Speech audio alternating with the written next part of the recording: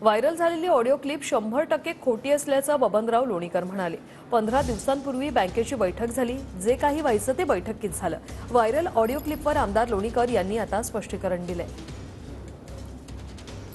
Lonikar sir आहेत, बबनराव लोणीकर जी खरं तर ऑडिओ क्लिप व्हायरल होते, तुम्ही सकाळी सुद्धा डिनाय केलं की ऑडिओ क्लिप तुमची नाहीये, यातली सत्य 100% खोटी आहे, ही खरी नाही।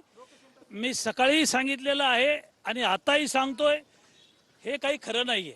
परंतु ज्या पद्धतीने संपूर्ण जिल्हा बँकेच्या संपूर्ण सेटिंग झालेली होती, तुमच्या मुलाला राहुल लोणीकरांना संपूर्ण जिल्हा बँकेच्या उपाध्यक्षपदी बसवणार होता, म्हणून तुम्ही ही शिवीगाळ झालेली आहे का? काय सत्य तथ्य? तुमचं मत आहे, हे प्रेसचं तुमचं मत आहे, पण ही क्लिप खरी नाही, ही खोटी आहे।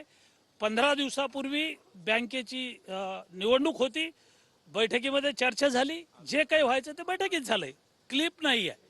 बैठकीत काय झालं हे तुम्हाला सांगणं काही कंपल्सरी नाहीये। परंतु राजकारणातला स्तर घसरला जातोय का? ज्या पद्धतीने ऑडिओ क्लिप्स येतात त्यात बाहेर आमदार आहेत, तुम्ही एकाच जिल्ह्यातले आमदार आहात, एकमेकांना ह्या शब्द खालच्या स्तरावरती बोलणं।